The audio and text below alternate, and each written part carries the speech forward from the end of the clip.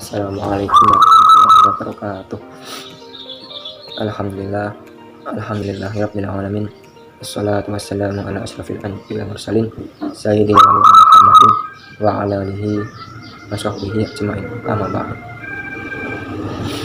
Saya akan mempresentasikan makalah kami media pembelajaran pendidikan agama Islam dari kelompok 3 yang beranggotakan saya Alfian Gilang Ramadan, dan yang kedua Aprilia Dian Sukmawati, yang ketiga Arina nama saya Arif A. Langsung saja kita masuk ke materi, yaitu yang pertama, sistem pembelajaran basic media. Ada 3 konsep yang akan dijelaskan, yaitu yang pertama adalah pengertian dari sistem. Sistem yaitu suatu desain organistis yang mencakup hubungan dan interaksi komponen-komponen. Dan yang kedua yaitu pembelajaran. Pembelajaran yaitu aktivitas untuk mengubah suatu individu atau berubahnya suatu perilaku melalui proses pembelajaran. Dan yang ketiga yaitu sistem pembelajaran. Sistem pembelajaran ini dapat dikatakan baik apabila pelaksanaan program pembelajarannya memenuhi 3 kriteria, yaitu daya tarik, daya guna, dan hasil guna. Dan yang selanjutnya yaitu komponen sistem pembelajaran basic media. Di sini ada beberapa komponen. Yang pertama yaitu peserta didik. Peserta didik adalah yaitu dapat dikatakan sebagai siswa atau murid. Setiap orang yang menerima pengaruh dari seseorang atau sekelompok yang menjalankan kegiatan pendidikan. Yaitu yang kedua yaitu pendidik atau guru. Guru di sini orang yang bertanggung jawab mencerdaskan kehidupan anak didik.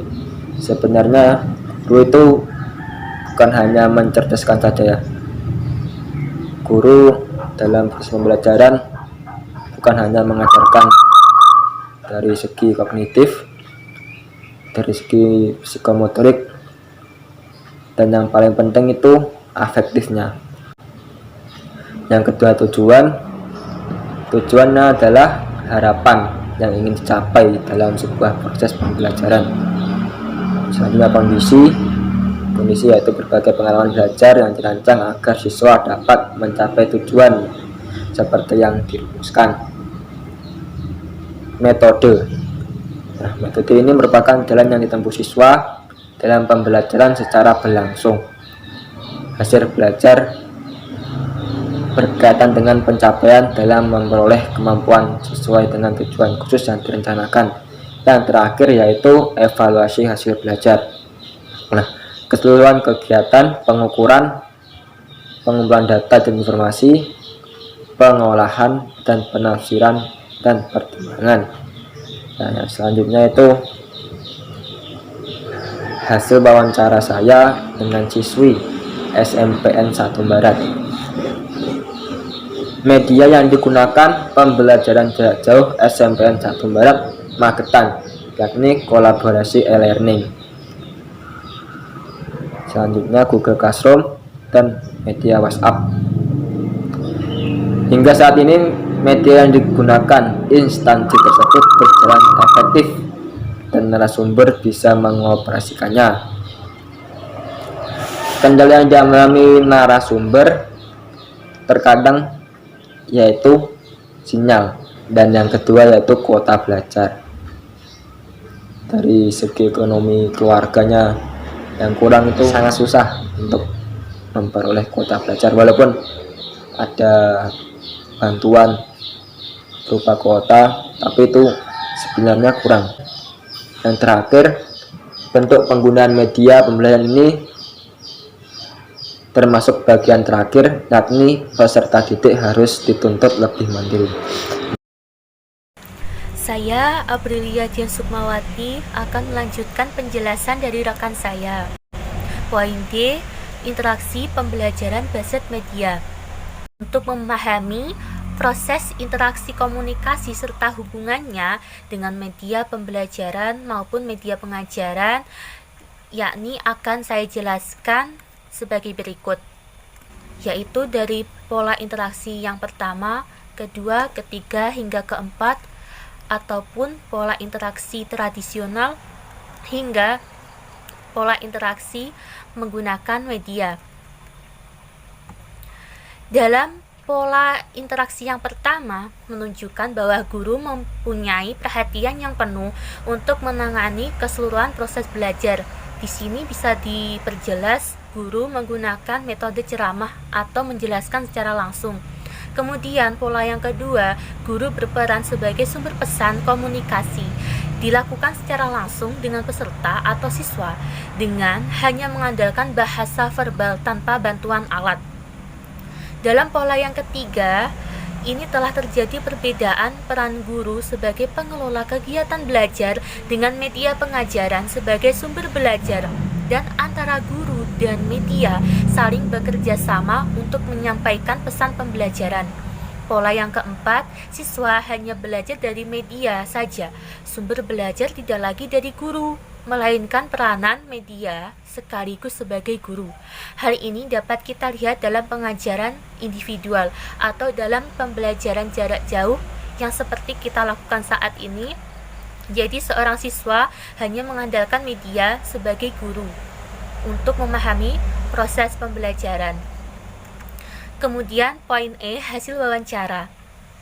Hasil wawancara saya ketika mewawancarai narasumber dari siswa Mansa Tungawi bahwa media yang digunakan dalam pembelajaran jarak jauh yakni adalah kolaborasi media, yaitu media e-learning madrasah, WA group, classroom, dan lain-lain.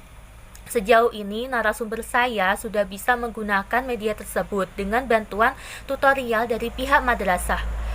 Kendala yang dirasakan narasumber yakni waktu pengumpulan tugas yang relatif singkat, pembagian kuota internet yang tidak merata, sinyal internet kadang-kadang trouble, metode yang digunakan guru kurang kreatif, sehingga sering merasa jenuh serta materi yang kurang bisa dipahami.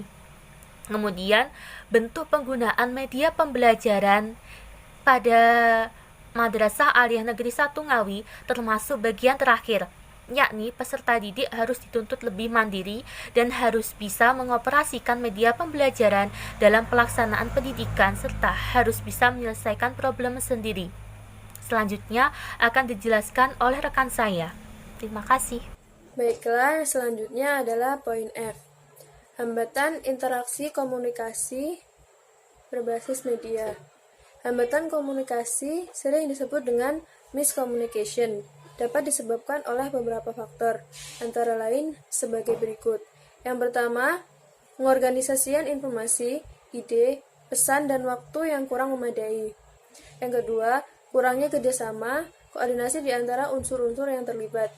Yang ketiga, membiarkan terjadinya penyampaian pesan yang kurang jelas, samar-samar, atau mempunyai makna lebih dari satu, sehingga menjadikan ketidakjelasan dan lain-lain. Kemudian ada faktor internal dan eksternal yang mempengaruhi interaksi komunikasi, yakni faktor internal yang meliputi psikologis dan fisik, sedangkan faktor eksternal meliputi lingkungan dan kultural. Selanjutnya, poin G, korelasi perbandingan teori dengan wawancara. Media pembelajaran dapat mewakili apa yang kurang mampu guru ucapkan melalui kata-kata. Keabstrakan bahan dapat dikonkretkan dengan kehadiran media pembelajaran. Pelaksanaan pembelajaran di masa pandemi COVID-19 ini mengharuskan belajar secara mandiri di rumah dengan mengembangkan dan memanfaatkan media pembelajaran. Yang selanjutnya adalah hasil wawancara saya dengan narasumber yang berasal dari SDN 2 Kaponan. Media yang digunakan pembelajaran jarak jauh di SDN 2 Kaponan yakni WhatsApp Group. Sejauh ini narasumber bisa menggunakan media tersebut karena dianggap paling mudah dalam mengoperasikannya. Kendala yang dirasakan narasumber yakni sinyal yang sangat sulit diakses serta materi yang tidak bisa langsung diterima, misalnya matematika yang butuh penjelasan secara langsung. Bentuk penggunaan media pembelajaran ini termasuk bagian terakhir, yakni karena kurangnya penjelasan guru sehingga anak-anak harus belajar mandiri dan menyelesaikan tugas bersama orang tua. Mungkin cukup sekian presentasi dari kelompok kami. Mohon maaf bila terdapat banyak kesalahan. Dan akhirnya, wassalamualaikum warahmatullahi wabarakatuh.